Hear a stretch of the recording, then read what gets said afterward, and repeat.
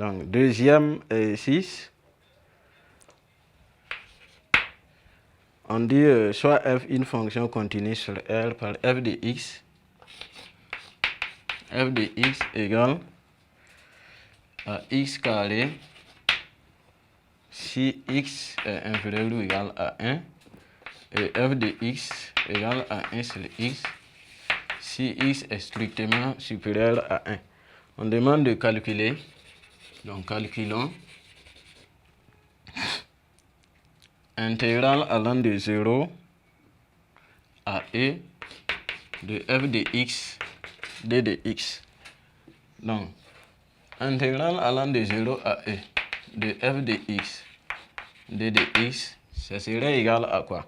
Donc ici il faut qu'on décompose parce que les ensembles de départ de notre fonction. Donc 0 à e. Donc il y a 0 à 1 d'abord, où la fonction c'est celle-là. Et donc de 1 maintenant en allant la fonction, l'expression de notre fonction f c'est ça.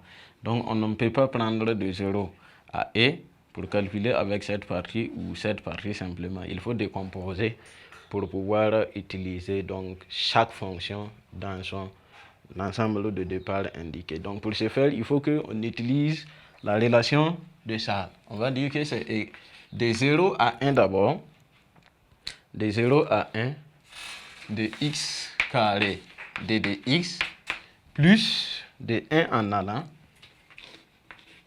de 1 à e de maintenant cette partie 1 sur x d de x. Maintenant, la primitive de x carré c'est 1 tiers de x au cube pris entre 0 et 1. Et la primitive de 1 sur x, ça fait ln de x pris entre 1 et e d de x. Et quand on calcule, ça fait 1 tiers fois 1 moins ici 1 tiers fois 0 plus ici ln de e moins ln de 1. Donc ça fait tout simplement 1 tiers plus ln de e, puisque là c'est 0, ln de 1 aussi c'est 0. Donc intégrale allant de 0 à e de f de x d de x. Voici ce que ça donne.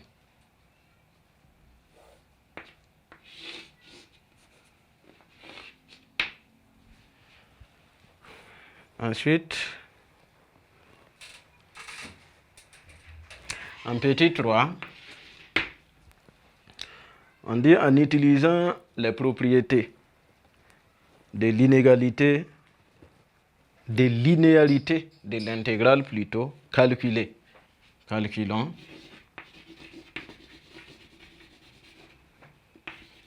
en utilisant les propriétés de linéarité de l'intégrale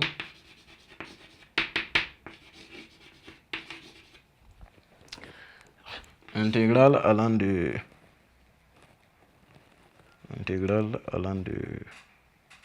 0 à 2π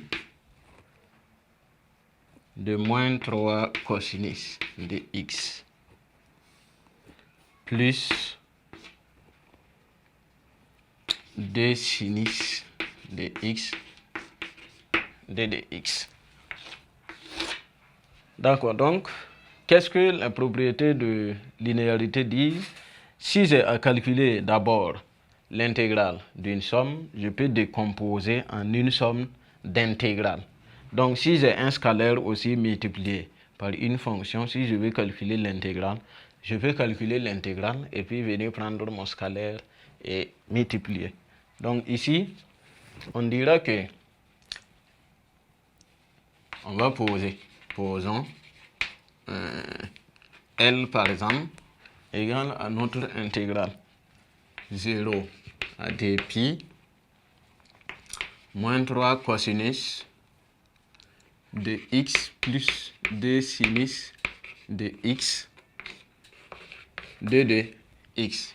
Donc on aura L égale à intégrale allant de 0 à dpi de moins 3 cosinus de x, d de x, plus intégrale allant de 0 à dpi de 2 sinus de x, d de x.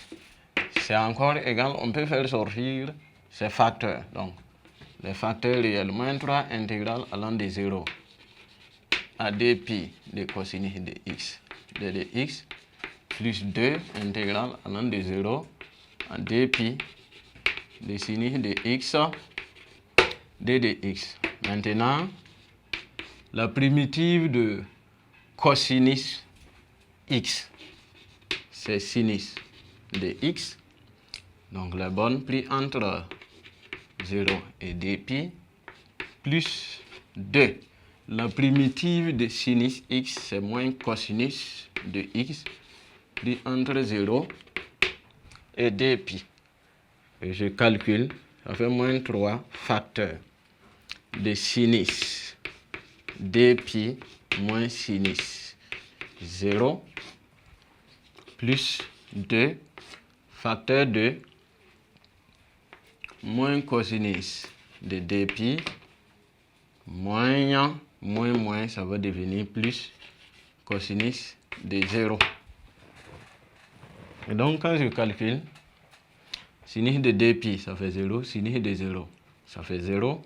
Donc ici cosinus de dpi ça fait 1 et cosinus de 0 aussi ça fait 1. Donc ces deux aussi vont s'annuler. Donc on trouve simplement 0, que L vaut 0.